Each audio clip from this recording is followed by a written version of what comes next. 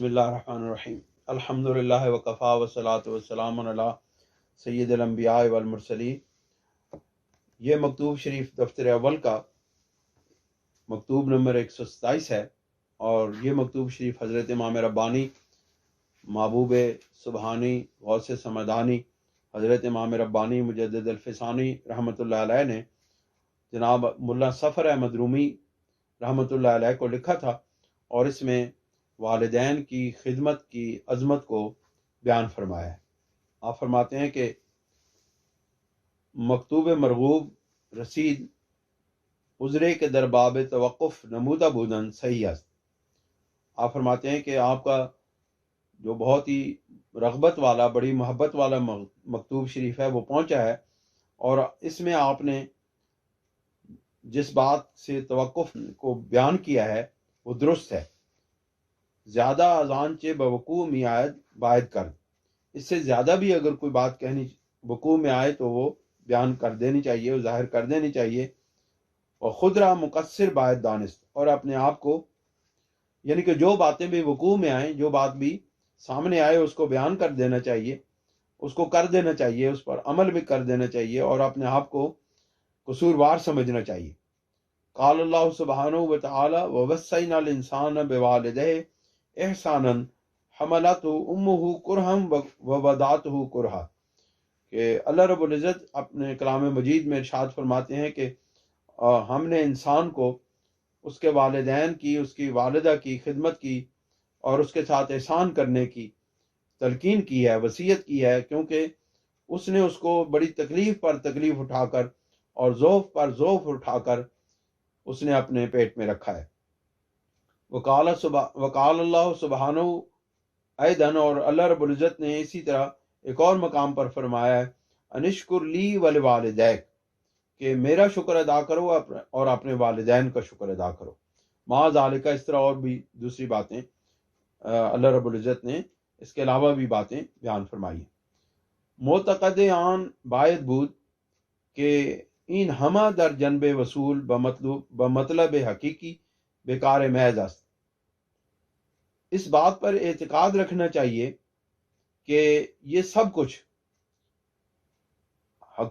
مطلب حقیقی یعنی رب ذوالجلال کے بارگاہ میں وصول کے مقابلے میں یہ سب باتیں بیکار ہیں، بلکہ در خور طے منازل سلوک نیز تعطیل صرف، بلکہ یہ منازل سلوک طے کرنے میں بہت بڑی رکاوٹ ہیں اور اس کو معطل کرنے والی ہیں۔ حسنات الابرار سیئات مقربین، کہ جو مقربین کی جو حسنات ہیں، ابرار کی جو نیک لوگوں کی حسنات ہیں، نیکیاں ہیں، وہ مقربین کے نزدیک ان کو برائیوں میں شمار کیا جاتا ہے۔ ہرچے جز عشق خدائے احسن است، گر شکر خوردن بود جان کندن است، کہ جو چیز بھی اللہ رب العزت کے عشق کے علاوہ ہے وہ اچھی ہے، جیسا کہ اگر کوئی شکر کھائے تو اس کی جان نکل جائے۔ حق اللہ سبحانہ بر حقوق جمیع خلائق مقدم است۔ آپ فرماتے ہیں کہ انہوں نے اس بات میں لکھا تھا کہ وہ سلوک کی منازل طے کرنا چاہتے ہیں، لیکن ان کے والدین حیات ہیں یا ان کی والدہ حیات ہیں، وہ ان کی خدمت میں لگے ہوئے ہیں، لہٰذا وہ سلوک کی منازل یا اس طرح اپنے مرشد کی بارگاہ میں وہ حاضر نہیں ہو سکتے اور ان کی صحبت اختیار نہیں کر سکتے۔ اس کے متعلق آپ نے ارشاد فرمایا کہ اللہ رب العزت نے والدین کی خدمت اور ان کے ساتھ احسان کرنے کا حکم ارشاد فرمایا ہے، لیکن وہ جو مطلب حقیقی ہے یعنی مطلوب حقیقی ہے رب ذوالجلال، ان کے مقابلے میں اگر ان چیزوں کو دیکھا جائے تو یہ بہت ہی کمزور ہیں، یعنی کہ ان کی کوئی حیثیت نہیں ہے، جبکہ مطلوب حقیقی کو حاصل کرنا یہ سب سے زیادہ اہم بات ہے۔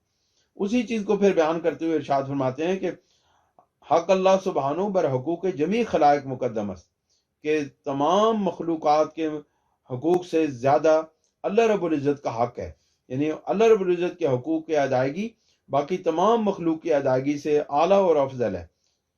ادائے حقوق انحال امتثالا لامرہ است سبحانہ وَإِلَّا کرا مجالان بود کی خدمت اورا گزاشتہ، چونکہ یہ حقوق یعنی والدین کے حقوق ادا کرنا، والدین کی خدمت کرنا بھی اس کے حکم کی تابع فرمانی کرنا ہے. یعنی اللہ رب العزت نے چونکہ حکم دیا ہے کہ اپنے والدین کی خدمت کرو، لہذا اپنے والدین کی خدمت کرنا بھی اسی کے حکم کے تابع ہے اور اسی کے حکم کی وجہ سے ہے، ورنہ کس کی مجال ہے کہ اس کو چھوڑ کر کے کسی اور کی طرف متوجہ ہوا جائے اور اس کی خدمت کو چھوڑ کے، اس کی بارگاہ میں حاضری کو چھوڑ کے کسی اور کی بارگاہ میں حاضری کو لازم کر لیا جائے. آپ فرماتے ہیں بخدمت دیگر اشتغال نمائند. آپ فرماتے ہیں کہ اورا کرام مجال آن بود کے خدمت اورا گزاشتہ بخدمت دیگر اشتغال نمائند، کہ کس کی مجال ہے. اگر اس نے حکم نہ دیا ہوتا تو پھر کس کی مجال ہے کہ اس کی خدمت کو چھوڑ کے اس بارگاہ الہی میں اپنے آپ کو پہنچانے کے بجائے یا اپنی خدمات رب ذوالجلال کی بارگاہ میں پیش کرنے کے بجائے یا اس کی بارگاہ میں متوجہ ہونے کے بجائے اس کو چھوڑ کر کے کسی اور کی جانب متوجہ ہونے کی پھر کس کی مجال ہوتی. اگر رب ذوالجلال نے والدین کی خدمت کا حکم نہ دیا ہوتا تو پھر والدین کی خدمت جو ہے نا کرنا لازم نہ ہوتا، جبکہ رب ذوالجلال اپنے مطلوب حقیقی کی بارگاہ میں حاضری اور اس کے حقوق ادا کرنا لازم ہو جاتا. یعنی پھر حقوق العباد کی ضرورت نہ رہتی، صرف حقوق اللہ ہی لازم ہو جاتے بندے پر. لیکن چونکہ اللہ رب العزت نے اپنے والدین کی خدمت کا حکم دیا ہے، لہذا اس حکم کی تابع فرمانی کرتے ہوئے والدین کی خدمت بھی گویا کہ رب ذوالجلال کی خدمت ہے اور رب ذوالجلال کی بارگاہ میں حاضری کے مترادف ہے. یہ والدین کی خدمت کی اتنی بڑی شان ہے کہ جس کو حضرت امام ربانی رضی اللہ تعالیٰ عنہ نے اللہ رب العزت کی خدمت کے مترادف قرار دیا ہے. پس خدمات انہا بین تقریب از جملہ خدمات حق است. وہی بات کہ حضرت امام ربانی فرماتے ہیں پس یہ جتنی بھی خدمات ہیں یہ اللہ رب العزت کی اس خدمت کی وجہ سے، اللہ رب العزت کے اس حکم کی اتباع کی وجہ سے اللہ رب العزت کی ہی خدمات ہیں. اما از خدمت تا خدمت فرق بسیار است. لیکن اس خدمت میں یعنی کہ انسان کی خدمت میں، والدین کی خدمت میں، بہن بھائیوں کی خدمت میں، اپنے عزیز رشتہ داروں کی خدمت میں اور رب ذوالجلال کی خدمت میں بہت بڑا فرق ہے.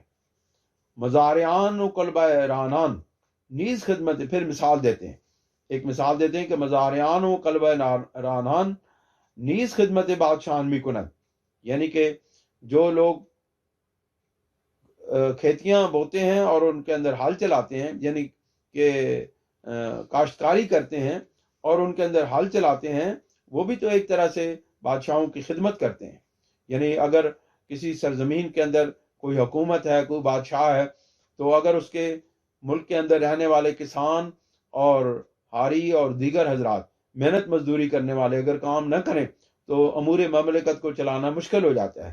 لہذا آپ نے ایک مثال کے طور پہ دی ہے کہ اگر کسی بادشاہ کے مملکت میں رہنے والے جو کاشتکار ہیں اور جو ہل چلانے والے ہیں، یعنی وہ بھی کاشتکار ہی ہوتے ہیں، وہ اگر خدمت نہ کریں، یعنی کہ وہ اپنا کام نہ کریں، تو پھر کیا ہوتا ہے؟ جو وہ خدمت کرتے ہیں وہ بھی در حقیقت بادشاہ کی خدمت کرتے ہیں.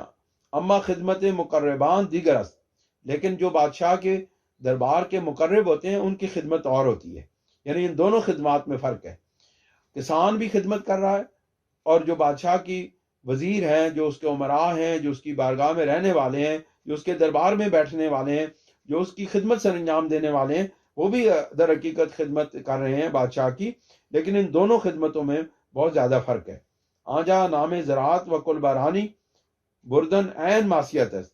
وہاں پر یعنی بادشاہ کے دربار میں زراعت کا اور ہل چلانے کی بات کرنا، یعنی کہ اس کو وہاں پر گفتگو شروع کر دینا کہ وہاں پہ ہل چلانے کی بات ہو یا زراعت کی بات کر دینا، یہ وہاں پر دربار کے اصولوں کے، دربار کے جو ضابطے ہیں ان کے چونکہ خلاف ہوتی ہے، لہذا وہاں پر اس کو گناہ سمجھا جاتا ہے.